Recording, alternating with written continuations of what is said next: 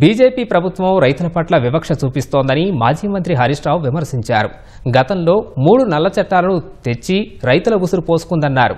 సిద్దిపేట జిల్లా నర్మెట్టలో 300 కోట్లతో oil form ఫ్యాక్టరీని ఏర్పాటు చేయడం జరిగిందని హరీష్ రావు తెలిపారు. కేంద్ర ప్రభుత్వం లక్షల కోట్ల పామాయిల్ను దిగుమతి చేసుకుంటుందని, వెంటనే ఆయిల్పై తగ్గించిన దిగుమతి సుంకాన్ని 27% పెంచాలని డిమాండ్ చేశారు. కాంగ్రెస్ ప్రభుత్వం ఆయిల్ ఫామ్ సాగును నిర్లక్ష్యం చేస్తుందని విమర్శించారు. ఈ దేశంలో రైతులంటే చిన్న చూపు బీజేపీకి.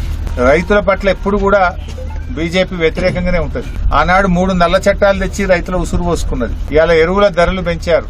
ముఖ్యంగా పామాయిల్ రైతులకు కూడా బీజేపీ ఇవాళ తీవ్రమైనటువంటి అన్యాయం చేస్తా ఉంది.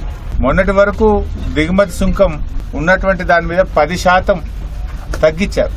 27% ఉన్న దిగుమతి సుంకాన్ని 17% తగ్గించారు. ఇది ఎవరికి లాభము? కార్పొరేట్లకు లాభం, రిఫైనరీలకు లాభం. పిడికడి మంది కార్పొరేటర్లకు, రిఫైనరీలకు మేలు చేయడానికి మీరు దిగుమతి సుంకాన్ని తగ్గిస్తే పామాయిల్ రైతులకు ఇలా ధర పడిపోయింది.